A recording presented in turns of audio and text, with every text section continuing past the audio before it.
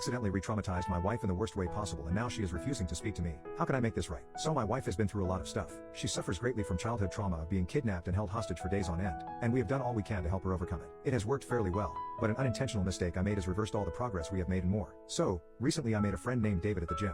We got on well and the friendship started to translate outside of just being gym buddies. We regularly hung out after work or after the gym. He seemed like a bit of an oddball and was hesitant to speak of his past, so I just let it go and did not pry much if he ever seemed hesitant when talking about it. I figured he was just traumatized too and working to overcome it. So, fast forward to 3 weeks ago, I invited David over to my house to have dinner with me and my wife. My wife and I were cooking dinner, and at some point my sister-in-law called, saying that her 7-year-old who was at our house earlier left her favorite toy there. My wife, being the angel that she is, offered to drive over right now with the doll, and so my wife left the house to return the doll. While my wife was away, David arrived. All was going well, David and I were catching up and laughing, and then my wife got back home and saw David. She just suddenly started screaming. Just raw blood-curdling screams were coming out of her. She was shouting at David to get out and waving a knife around. I was in shock. I basically froze myself as I had never seen her like this before. David left and I tried